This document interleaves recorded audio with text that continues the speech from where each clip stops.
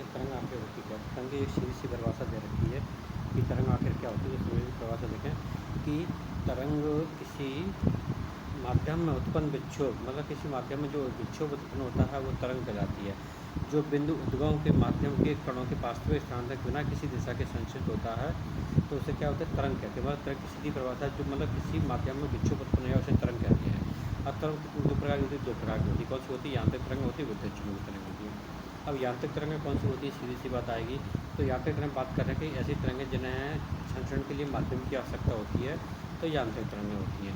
और यांत्रिक तरंगें क्या होती हैं, भौतिक मतलब यांत्रिक तरंगों के जो माध्यम होता है क्या भौतिक माध्यम होता है, भौतिक माध्यम के रूप में चल नहीं सकती हैं।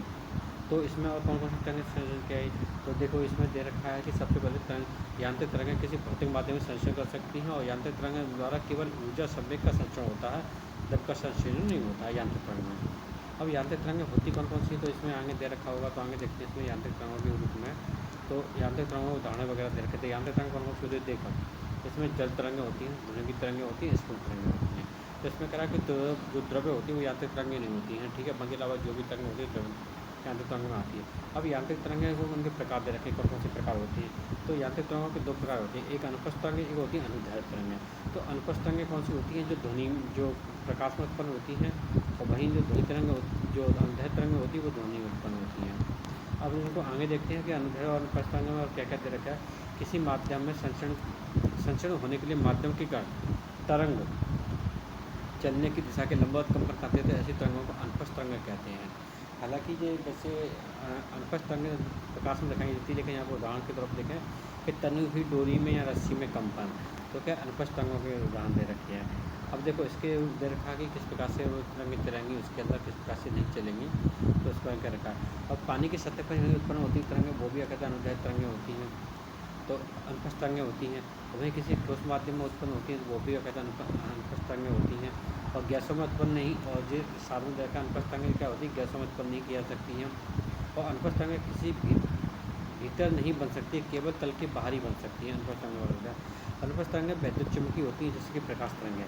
मैंने कहा था अनुप्रस्थ तरंगें कौन सी, प्रकाश तरंगों में उदाहरण पूछा जाता है, तो वैद्युत चुम्बकीय होती है। अनुप्रस्थ तरंगें के माध्य स्थिति के अधिकतम विस्थापन सुरंग, मतलब सुरंग क्या होता है कि किसी दो अभी इसमें एक सतह के माध्यम से देखते हैं, तो उसमें दो चीज़ होती है, एक सुरंग होता है, एक गर्त होता है। तो सुरंग क्या होता है, जो उसकी ऊंची उठी हुई स्थिति होती है, और वहीं गर्त क्या होता है, उसकी नीचे आई हुई स्थिति होती है। इसमें तरंग में जैसे मान चलिए इसमें ये तरंग की हम खींच ली, ये खींचे इस प्रकार से, ये यहाँ से नहीं बन रहा, ये यहाँ से बन गया। अब इसमें ये तरंग इस प्रकार से ऐसे प्रकार से जाएगी। अब देखो ये तो हो गया तरंग, और ये उसका हो गया, ये गर्त हो गया, ठीक है ना। तो इसी को कह रहे हैं तरंग और सुरंग जो स्थिति होती है वो किसमें होती है, यांत्रिक तरंग में होती है। अब किसी माध्यम में दो लगातार सुरंगों गर्तों के बीच की दूरी नियत होती है। अनुप्रस्थ तरंगें की तरंग दैर्घ्य इस ग्राफ के माध्यम से देखो, इसमें दे रखा है कि दो ये सुरंग होती है, सुरंग के बीच में जो जगह दे रखी है, और इस सुरंग तो इसकी जो दूरी होती है वो लैम्बडा दूरी होती है, दे रखा है यहाँ पे लैम्बडा दूरी। और इसकी बात करें तो ये हो जाएगा यहाँ पे गर्त इसका, मतलब कौन सी तरंग होती है, ये अनुप्रस्थ तरंग होती है। अनुदैर्घ्य तरंग की बात करते हैं, देखो अनुदैर्घ्य तरंग के बारे में पढ़ लेते हैं। किसी माध्यम में यात्राओं के संचरण होने के लिए किसी माध्यम के कण की संचरण की दिशा समानांतर कंपन करती है। मतलब क्या होती है, वैसे तो इन तरंगों को ध्वनि तरंगें कहते हैं, लेकिन इसमें अगर परिभाषा की है तो किसी माध्यम में यांत्रिक तरंगें संचरण होने पर यदि माध्यम के कण तरंग की संचरण की दिशा के समानांतर कंपन करते हैं तो उसे अनुदैर्घ्य तरंगें कहते हैं। अब देखो अनुदैर्घ्य तरंगों के इसमें उदाहरण देख लेते हैं। किसी स्पर्म को खींचकर छोड़ देने पर उसमें अनुदैर्घ्य तरंग होती है। आप इसको खींचोगे, खींचने के बाद पुनः स्थिति में आ जाएगी। तो देखो सबसे पहले ये अनुप्रस्थ तरंगों का एक उदाहरण तो ये देख लिया। इसके अलावा जो अनुप्रस्थ तरंगें थी ना, उनका एक बार उदाहरण आपको और दिखा देता हूँ बहुत अच्छे से, जिससे कि आपको याद हो जाए। तो इसमें चलते हैं अनुप्रस्थ तरंगों को और अच्छे से उदाहरण देख लेते हैं क्या क्या रहते हैं। इसमें 4-5 चीज़ें कही हुई थी। देखो सबसे पहले कही हुई थी तनी हुई रस्सी रहती है, अनुप्रस्थ तरंग का बहुत अच्छा उदाहरण देखा। दूसरा देखा है पानी की सतह पर जो उत्पन्न होती तरंगें वो होती हैं। और इसके अलावा देखते हैं ये गैसों में उत्पन्न नहीं होती है, वहीं कहते हैं अनुप्रस्थ तरंग किसी भीतरी जो द्रव की भीतरी सतह होती है इस पर नहीं बनती, केवल तल पर बनती हैं। और इसके अलावा विद्युत चुम्बकीय तरंगें रहती हैं, ये इसकी जाएगी। अब अनुदैर्घ्य तरंगें हम बात कर रहे थे, तो उसमें एक आ गया था स्प्रिंग खींचने पर जो कहते हैं उसमें तरंगें बनती हैं वो अनुदैर्घ्य तरंगें बनती हैं।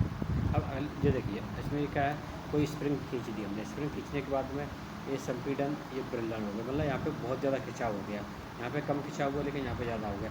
लेकिन ये क्या है, हमेशा अगर इसको खींचेगा तो ग्रोथ करता है। तो इसमें देखा इस पर स्प्रिंग इसका अच्छा उदाहरण मिला। जिन स्टार में स्प्रिंग के चक्कर पास पास हैं वे संपीड़न की दिशा कहे जाते हैं, जिन स्टार में चक्कर दूर दूर है वे विलयन कहे जाते हैं। इसी वहाँ पे लिखा हुआ साथ इसमें देख सकते हैं। अब आगे बात करते हैं, जैसे में देखते हैं कि एक संपीड़न से दूसरे संपीड़न की दूरी, एक विलयन से दूसरे विलयन की दूरी अनुदैर्घ्य तरंग कही जाती है। यानी कि वो ये क्या कह रहा है, जब इसमें बात करें, ये संपीड़न है, इस संपीड़न से कहाँ तक की दूरी, यहाँ तक की दूरी, एक वो हो गया एक तरंगदैर्घ्य, और यहाँ से लेकर के यहाँ तक की दूरी ये एक वो हो जाएगा क्या, विलयन। एक संपीड़न एक विलयन। तो इस पर यही कहना चाह रहा है, यहाँ पे नीचे लिखा हुआ है, तो नीचे हम दे रखा है कि एक स्थान से कहीं दूसरे संपीड़न दूरी जो विलयन होती है ये अनुदैर्घ्य तरंग कही जाती है। वो मतलब जो बीच में दे रखी है वो उसको अनुदैर्घ्य तरंग कहते हैं। अनुदैर्घ्य तरंगों के जो माध्यम होता है वो गैस द्रव ठोसों में तीनों में चल सकती है, लेकिन सब बोलते हैं दो में चल रही थी, किसमें चल रही थी, ठोस में और गैस में, द्रव में नहीं चल रही थी। वायु में उत्पन्न ध्वनि तरंगें होती हैं अनुदैर्घ्य तरंगें होती हैं। अनुदैर्घ्य तरंग हमेशा यांत्रिक तरंग होती है। इसमें उसने साफ स्पष्ट किया है कि जो अनुदैर्घ्य तरंग होती है हमेशा यांत्रिक तरंग होती है, इसके अलावा कोई दूसरी तरंग नहीं होती है। द्रव्यों की सतहों पर अनुप्रस्थ तरंगों का संचरण होते हुए भी उनके भीतर तरंग की संचरण कौन सी होती है, अनुदैर्घ्य तरंग होती है। सीधी सी बात कर रहा है कि उनके भीतर कौन सी तरंग होती है, अनुसरण होती है। अब आवर्तकाल बात करता है। आवर्तकाल क्या होता है, जब आवर्तकाल दो तरह से होता है। यहाँ पर देखें किस तरीके से बात कर रहा है, किसी माध्यम में तरंग संचरण की दिशा में के माध्यम में कोई कण अपना एक कंपन पूरा करने में जितना समय लगता है उसे आवर्तकाल कहते हैं। देखिए ऐसी सी बात करें, जैसे कि आपने एक पेंडुलम वाली घड़ी देखी होगी, तो उस घड़ी में क्या रहता है कि ये पेंडुलम हो गया, ये पेंडुलम क्या होता है, यहाँ से यहाँ तक गया और यहाँ से यहाँ तक गया, तो क्या ये एक वो हो गया, इसका क्या हो गया, मतलब एक आवर्तकाल। तो इसको जो कहते हैं आवर्तकाल दे रखा है इसमें, तो बोलता है कि एक कंपन पूरा करने में जितना समय लगता है उसे आवर्तकाल कहा जाता है। इसे टी से प्रदर्शित किया जाता है। अब आवृत्ति, तरंगों की हमेशा एक आवृत्ति होती है, इसे हर्ट्ज से प्रदर्शन करते हैं। यहाँ पर दे रखा है आवृत्ति की परिभाषा दे रखी है, किसी माध्यम में तरंग संचरण पर कोई माध्यम कण एक सेकंड में जितने कंपन करता है उसे आवृत्ति कहते हैं, इसे एन से प्रदर्शित करते हैं। आवृत्ति चल तरंग दैर्घ्य में इसमें संबंध दे रखा है।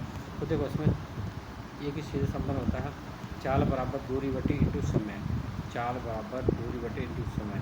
अब वो हो जाएगा। अब देखो इसमें चाल, तो चाल हो गया, ठीक है, दूरी क्या हो जाएगी, तो इसमें दूरी देख लो क्या होगी, और बटे समय कौन सा हो जाएगा, आवृत्ति या तरंग दैर्घ्य। देखते हैं इसमें क्या समय दे रखा है, आवर्तकाल टी दे रखा है और आवृत्ति रखी एन संख्या, तो चाल बराबर दूरी इंटू समय। देखो चाल बराबर तरंग दैर्घ्य, देखो यहाँ पर सीधी सी बात दे रखा है, हम इसको किस तरीके से बात कर सकते हैं, चाल बराबर दूरी मतलब डिस्टेंस बटे समय टी। अब देखो इसमें चाल तो इधर की है, अब दूरी इसमें क्या तरंग दैर्घ्य हो जाएगी और आवृत्ति मतलब इसमें समय हो जाएगा। अब यहाँ पे क्या है, इसको मतलब अगर हम चाल बराबर सीधा आवृत्ति बराबर कितना मान लिया है, आवर्तकाल मान गया है, लैम्डा मान लिया है, तो यहाँ पे इसका सूत्र दे रखा है, इसमें क्या देखा है, इसमें आवृत्ति को भी मान लिया और आवर्तकाल टी मान लिया और तरंग दैर्घ्य लैम्डा मान लिया है। तो इसका जो फार्मूला होगा वो किस तरीके से होगा, देखो उससे बात करते हैं, तो वो हो जाएगा सीधा v बराबर इंटू एन लैम्डा, तो ये होगा। देखते हैं इसमें बात करते क्या है, तो इसको देखो v इंटू वी, अच्छा ये देखो इसमें ये निकला है इसका फार्मूला, इसमें क्या है, ये फाई बराबर हो जाएगा v इंटू टी समय, मतलब यहाँ पे जो मैं थोड़ा सा उल्टा कर दिया था, देखें यहाँ पे ये आंसर इसका सही दे रखा है।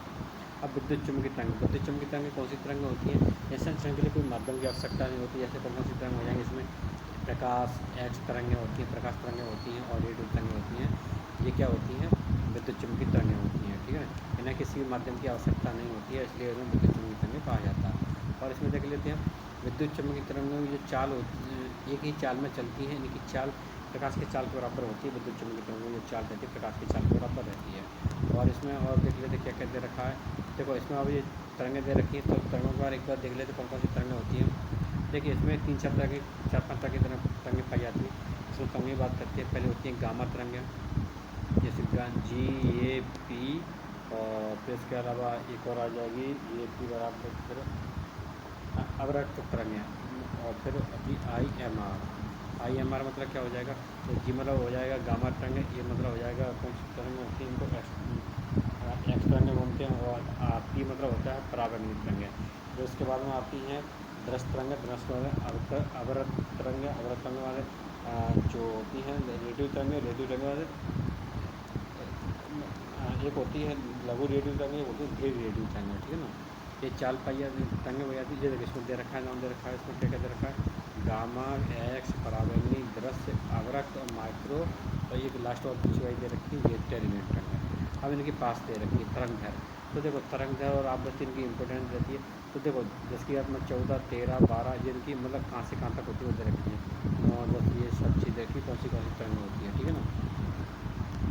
और प्रकाश तरंगों के बारे में दे रखा है, सब चीज़ दे रखी है, और आवृत्ति भी दे रखी है। इस साइड में आवृत्ति दे रखी है, आवृत्ति कितनी 23 से स्टार्ट है, 22 का कहाँ तक होती है इसकी, तो यहाँ तक आवृत्ति रहती है 216, 23 से लेकर 16 तक की, तो इसकी भी दे रखी है। तो ये आवृत्ति दे रखी है, सामने दे रखी है। तो ये हमारा टॉपिक तरंग वाला कंप्लीट होता है। हम अगला टॉपिक अगली बार देखेंगे। तो आज के लिए इतना ही।